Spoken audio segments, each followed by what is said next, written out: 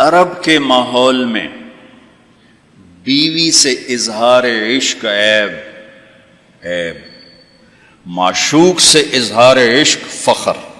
میری بات سمجھ میں آ رہی؟ بیوی سے محبت کا اظہار عیب تھا، رن مرید زن مرید، تو ہمارے ہاں بھی ہے، اور معشوق سے عشق یہ ایک فخر کی بات تھی۔ یہ چند شعر سناتا ہوں۔ هل تبکین لیلا اذا مت قبلها وقام على قبر النساء النوائح۔ لیلا کے لیے اس کا مجنو، ہم تو مجنو کہتے ہیں، اس کا نام تھا توبہ، توبہ ابن السم الخفاجی، عراق کا قبیلہ تھا۔ خفاج مکے میں آباد ہے اب بھی، نام آیا نا لیلا کا۔ کما لو اصاب الموت لیلا بکیتها وجاد لها دمع من العین صافح، لیلا کا نام آیا۔ واغبط من لیلا بما لا اناله بلا كل ما قرت به العین طائح، پھر بھی لیلا کا نام آیا۔ ولو ان لیلا الاخیلیۃ سلمت علی ودونی جندل وصفائح، لیلا کا نام آیا۔ 4 اشعار ہر بیت میں لیلا لیلا لیلا لیلا، اس کی بیوی نہیں ہے، عشق ہے، اور وہ کھلم کھلا شعر کہہ رہا ہے۔ ترکت ہوا لیلا وسعدا بمعزل وعدت الى مسحوب اول منزلی، سعدا لیلا بثینا، یہ سب سچے کردار ہیں۔ اے ساڑھے ہیر رانجے دا وارث شاہ دا دماغ الٹا ہویا ہے تو اس لکھ چھڑی، یہ کوئی کردار نہیں ہے، سسی پنو لیلا ہیر رانجا یہ سب، لیکن یہ سچے نام لیلا، سعدا، بثینا، سعاد، یہ سب صحیح کہانیاں ہیں۔ تو میں لیلا کی سنا رہا ہوں، اور اس کا عاشق کھلم کھلا کہہ رہا ہے مجھے لیلا سے عشق ہے۔ اس کے باپ نے کہا تو نے مجھے رسوا کر دیا۔ حرم میں تھے، کہیں توبہ کر تو آج کے بعد لیلا کا نام نہیں لے گا۔ تو وہ شاعر بلیغ تھا، کہنے گا الہی تبت من کل المعاصی ولکن حب لیلا لا اتوب۔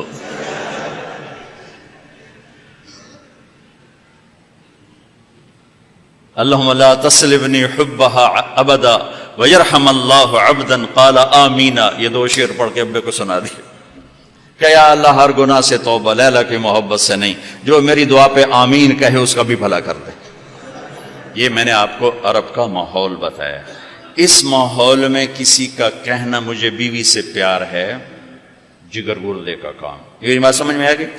اب سنو، مسجد میں محفل ہے اور میرے نبی سے ایک شخص پوچھتا ہے یا رسول اللہ من احب الناس الیک، آپ کو سب سے زیادہ کس سے پیار ہے؟ اور یہ کان میں نہیں ہو رہی بات، کھلا سوال ہے، کھلی مجلس ہے، اور آپ کھل کے فرماتے ہیں عائشہ سے، عائشہ سے۔ وہ تو سائل بھی ہل گیا، سننے والے بھی ہل گئے، بھی ایک ہی بڑی۔ اس نے جلدی سے سوال بدلا، یا رسول اللہ میرا مطلب ہے کہ مردوں میں سے کون پیارا ہے؟ تو آپ نے نبض اس کی دیکھ لی، تو اب آپ نے کہنا تھا ابو بکر سے، تو آپ نے کہا عائشہ کے ابا سے، ابوہا عائشہ کے ابا سے۔ میرے بچوں، میرے محترم اساتذہ و مفتیان، یہ زندگی پڑھانے کی ہے جو ان کے کام آئے گی۔ انشاءاللہ رفع یدین کرنے والے بھی جنت میں جائیں گے، نہ کرنے والے بھی جائیں گے۔ اگر کبائر سے اجتناب ہے، محرمات سے اجتناب ہے، تو اونچی آمین کہنے والی بھی جائیں گے، پست آمین کہنے والی بھی جائیں گے۔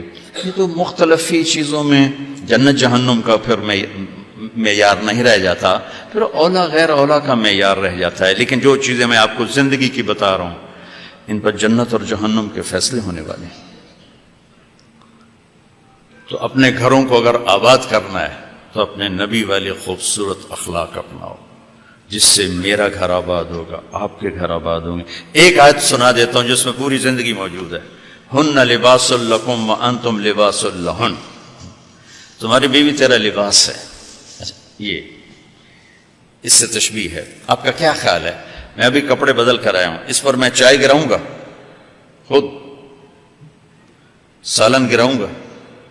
بلکہ وہ ضیافت جب کپڑے پہنے ہو نا دھلے ہوئے، تو ہم آستینیں چڑھا کے کھانا کھاتے ہیں کہ کہیں آستین سالن میں نہ ڈوب جائے. سامنے ہم کوئی رومال رکھتے ہیں کہ اس پر کوئی سالن کا قطرہ نہ گر جائے، کوئی چائے نہ گر جائے، کوئی داغ لگے تو فوراً دھوتے ہیں. کبھی دیکھا کسی نے اپنا کرتا پھاڑنا شروع کر دیا ہو؟ میں قربان جاؤں، قرآن کیا کلام ہے. ایک لفظ میں پوری زندگی سمجھا دی کہ جتنا لباس کو بچاتے ہو اتنے اس رشتے کو بچا لو تو زندگی آباد ہو جائے گی. ہن لباس لکم وانتم لباس لہن. اللہ عورتوں سے بھی کہہ رہا ہے کہ تیرا خامن تیرا لباس ہے، اور ہمیں کہہ رہا ہے تیری بیوی تیرا لباس ہے. دونوں کو اللہ نے سمجھا دیا کہ جتنا لباس کی حفاظت کرتے ہو اتنا اس رشتے کی حفاظت کر لو تو گھر آباد ہو جائے. غریب کا بھی مالدار کا بھی. گھروں کی آبادی کا تعلق نہ علم سے ہے، نہ فتوے سے ہے، نہ پیسے سے ہے، نہ فقر سے ہے. گھروں کی آبادی میٹھے بول سے ہے، اچھے اخلاق سے، محبت سے، اظہار محبت سے. ڈاکٹر عبدالحی رحمۃ اللہ علیہ کی پڑھ رہا تھا میں واقعات، تو اس میں انہوں نے خود ہی اپنا ایک واقعہ ارشاد فرمایا کہ میں اپنے ایک مرید کے گھر گیا کھانا کھانے، تو کھانا بہت بڑھیا تھا. تو فرمایا کہ کس نے کھانا بنایا؟ کہا جی بیگم نے. کہا بلاؤ. بلا کر کہا بیٹی آپ نے کھانا بہت اچھا بنایا تھا، آپ کا شکر گزار ہوں. تو اس نے رونا شروع کر دی. تو ڈاکٹر صاحب رحمۃ اللہ علیہ فرمانے لگے بیٹی رونے کی کیا بات ہے؟ کہا حضرت آپ کے مرید کے پاس 30 سال ہو گئے ہیں، ایک دفعہ کبھی اس نے نہیں کہا تو نے کھانا اچھا بنایا. بھائیو حوصلہ افزائی کرو، تعریف کرو. دیکھو خوشامد حرام ہے، تعریف تو حق ہے. وہ جو آتا نا اس کے منہ میں مٹی ڈالو، اس سے مراد تعریف نہیں خوشامد. میں بڑے اشکال میں رہتا تھا کہ حوصلہ افزائی تو حق ہے، اور یہ آ رہا ہے کہ جو تعریف کرو اس کو منہ میں مٹی ڈالو. تعریف تو حوصلہ افزائی ہوتی ہے. پھر ابن ماجہ پڑھاتے ہوئے میرے سارے سوال حل ہو گئے. یا معاذ ایاک والتمادح فانہ الذبح. معاذ خوشامد سے بچنا، یہ ذبح کر دینا ہے. یہ جہاں جہاں یہ لفظ آتا ہے تعریف کرے منہ میں مٹی ڈالو، خوشامد خوشامد خوشامد. تعریف تو میرے نبی تعریف کر رہے، اپنے صحابہ کی کتنی تعریف فرما رہے، موقع موقع پر ان کی تعریف فرما رہے ہیں. تو اپنے رشتوں کو پانی لگاؤ میٹھے بول کے ساتھ، تعریف کرو. کھانا بنا دو کیا اچھا بنا ہے، لباس پہنا کیا خوبصورت لگ رہا ہے. ماں کی تعریف کرو، باپ کی تعریف کرو، استاد کی کرو، استاد شاگردگی کرے. اس سے حوصلہ بڑھتا ہے.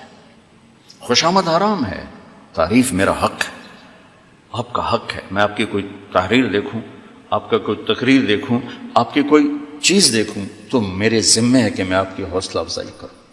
تو رشتوں کو پانی پلانے کے لیے حوصلہ افزائی، تعریف، کمیوں سے درگزر، اس سے میرے عزیزوں گھر آباد ہوتے ہیں. وہ عالم کا گھر ہو، مفتی کا گھر ہو، یا کسی ان پڑھ کا گھر ہو. گھروں کی یہ شکل و صورت 4 دن کا کھیل ہوتا ہے، پھر کشش ختم ہو جاتی ہے.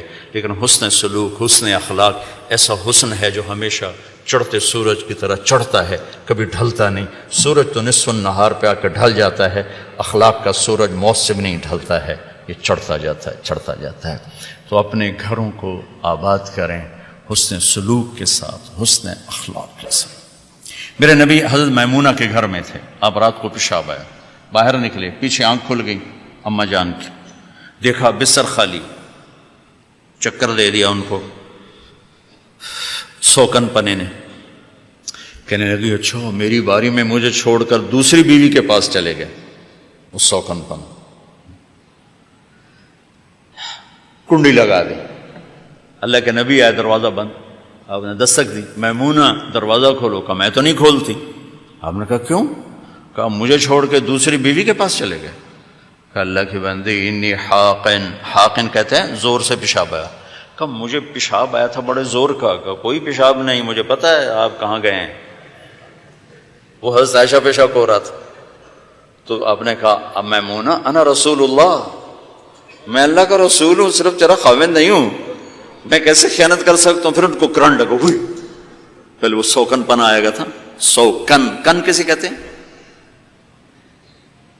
لوہے کو تیز کرتے ہوئے، دھار بناتے ہوئے جو چھوٹے چھوٹے ذرات اڑتے ہیں نا، ذرات، اس کو کن کہتے ہیں۔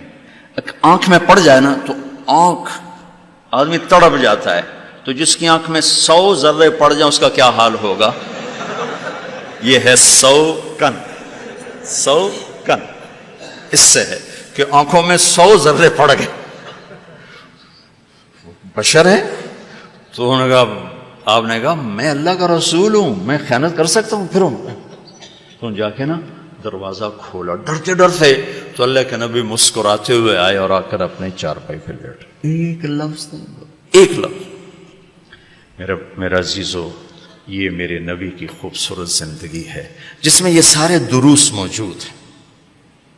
زندگی کو حسین بنانے کے لیے پیسہ نہیں چاہیے، اخلاق چاہیے، شکل صورت بھی نہیں چاہیے، اخلاق چاہیے، اچھے اخلاق، میٹھا بول،